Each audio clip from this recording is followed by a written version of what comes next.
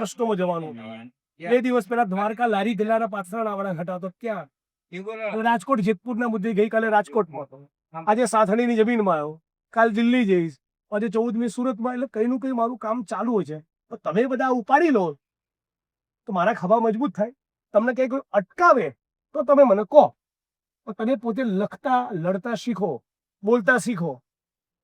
બરાબર? તમારા વડવાઓ બિચારા અભણ હતા, તમે તો થોડા ઘણા ભણેલા છો ને, 8મું 10મું 12મું થયેલા, ગ્રેજ્યુએટ થયેલા માણસો. તમે અરજી કરતા ના શીખો ચાલે?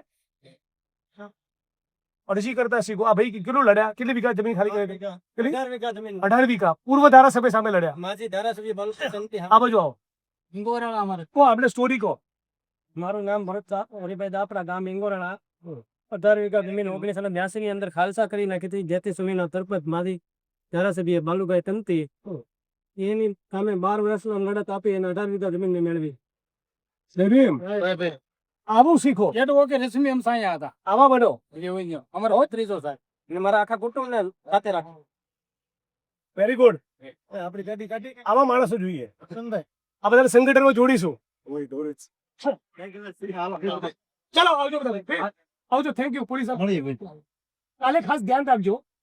2-4 ગામ થોડા તકલીફ પડે જેવો મેસેજ છે. આ જરા એક્સ્ટ્રા એલર્ટ રહે. બને તો એમના ગામોમાં તમારે પીએસઆઈ પીઆઈ જોડે મેસેજ બી પહોંચાડી દો. તેથી માપણી કરવા આવે કોઈ કનડગત ના થવી જોઈએ. અને માપણી પતી જાય અને 2-4-6 મહિના પછીથી ના કરવી જોઈએ. હકીકતમાં તો આમની જમીનમાં જે બી ઉભેલા છે તો એકચ્યુઅલી લેન્ડ ક્રેડિંગના ઇલીગલ ટ્રેસપાસના આરોપી પણ હું ગુનો દાખલ કરવાનો આગ્રહ રાખતો નથી. અત્યારે કાલ પંચ રોજ કામ કરવા નાયબ મામલતદાર આવે એટલે રેકોર્ડ પર આવશે કે જિગ્નેશભાઈની જમીનમાં આ ભાઈ ઉભા હતા તો તરત એક્ઝિક્યુટિવ મેજિસ્ટ્રેટની સહી હોય એટલે તો ગુનો કરવો જ પડે દાખલ. એ નથી કરાવો એવું કહેજો. પણ પછી એનો મતલબ એમ નહીં કે પાછળથી 2-4-6 મહિનાથી ઉભા. એટલું જરા એમને માર્ગદર્શન આપજો. કોઈ પ્રશ્ન ના આપો. બિચારા ઓલરેડી 40 વર્ષ હેરાન થયા છે. ચલો આવજો બધા. જય ભીમ. જય ભીમ. સાહેબ